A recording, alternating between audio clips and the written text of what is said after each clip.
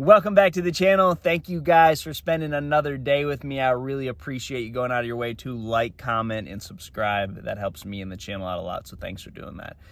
All right, so here we go. Spinnerbaits. We've heard a lot about them, but do we really go through all the necessary steps to become a great spinnerbait fisherman? The first thing for me is getting this tool and learning how to tweak your bait.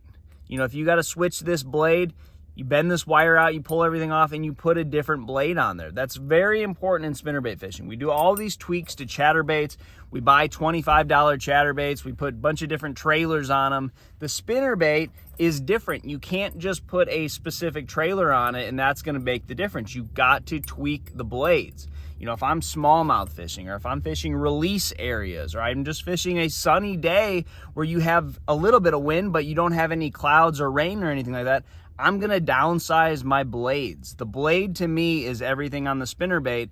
And if you just throw the ones that you buy in a pack all the time, you're not gonna really catch as many fish as you should on a spinnerbait. So a little history on spinnerbaits. I started tournament fishing in 2005, so I got to be around a lot of those old-timey bass fishermen that were fishing tournaments before Bass Pro Shops, before Walmart started carrying fishing tackle, and of course, before online retailers. So when you bought a spinnerbait, it might have been from your neighbor, you know, the other guy in the bass club, that one tackle store that was in town, and you got to see it made. You got to see how it worked. You know, there was a time when guys were using piano wires to make spinnerbaits. You know, there was an art to tweaking it, bending that wire out, changing the blades. Well, when you think of mass production and these big companies that make everything overseas, and they try to sell them in big boxes or online retailers, you can't sell little tiny blades. People aren't going to buy that spinnerbait. It doesn't really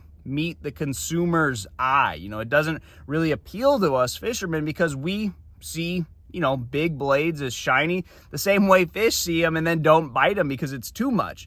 That's what catches us, so they got to sell them that way. And I think Strike King came out with a spinnerbait a few years ago.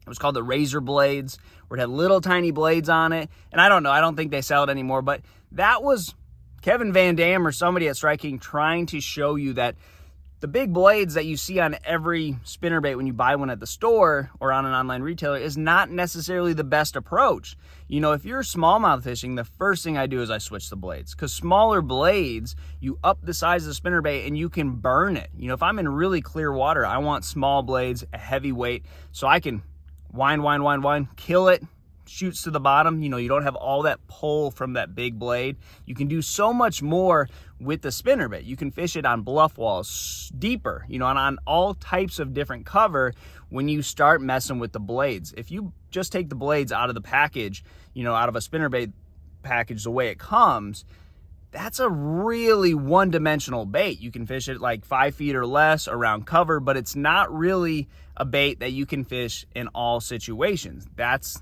where changing the blades makes this bait do so many different things. So very important. You're going to see this bait, you know, on TV a lot of times when guys are fishing around release areas, because a chatterbait is just too much. A crankbait, the fish just see it too often.